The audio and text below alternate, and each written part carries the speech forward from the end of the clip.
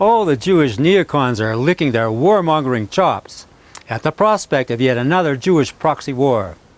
For with Obama's plan to arm the imported al-Qaeda-linked rebels in Syria, the Jews are expectant that the last Arab nation opposing their Zionist agenda will be destabilized by Islamic extremists. Caving to Jewish pressure, Obama propagandized last Thursday that Assad is using chemical weapons, that the Zionist-orchestrated red line has been crossed.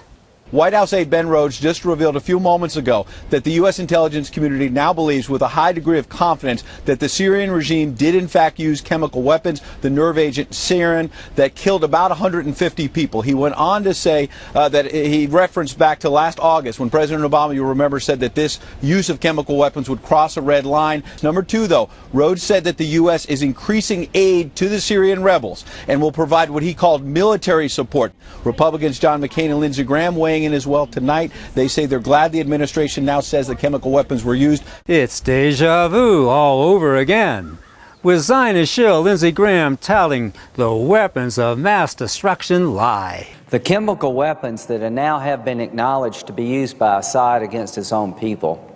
My goal is to make sure they're not used against us or Israel, our allies throughout the world. And if we don't stop this war, the chemical weapons caches that number in the hundreds of thousands of weapons that could be used, could be deployed, that could kill thousands of Americans or Israelis or people that are aligned with us. But Russia's foreign minister, Sergei Lavrov, contests the Zionist-inspired tale. The Syrian regime hasn't been pushed into the corner. The regime, according to the rebels, is advancing on the ground. What's the point of the regime using chemical weapons, and in such small amounts, all to set itself up? Lavrov also challenges the propped-up red line, saying that America's evidence doesn't meet criteria for reliability stipulated by the Organization for the Prohibition of Chemical Weapons. There are certain rules of the Organization for the Prohibition of Chemical Weapons, which suggest that samples of blood, urine, clothes, and soil can be classed as evidence only if these samples were collected by the organization's experts, and if these experts controlled the samples en route to laboratories. Our U.S. colleagues failed to assure us that these procedures were adhered to. And why are we hearing over and over again from the Jewish-owned press that Assad is using chemical weapons on his own people? Assad has support of the people. He abolished the dictatorship through the reformed People's Council of Syria via popular referendum last year, where power was distributed to the people in the form of a multi-party government. Assad is not looked upon as dictator, but as first citizen. So why aren't the Jews publishing the political reforms of Assad? They've got their own agenda. That's why all you hear from these perjurers is that Assad is a mad dictator who hates his own people. Pure lies. Both Richard Haass, president of the Council on Foreign Relations, and Eliot Engel, ranking member of the House Foreign Relations Committee, both Jews, are hell-bent on bringing America into yet another disastrous war for Israel, beginning with arming those democracy-loving rebels. I don't hold out a lot of hope for the peace conference, and that's putting it mildly. I hold out very little hope.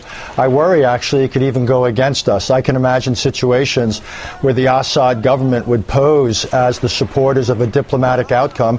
The opposition, for good reason, would reject it.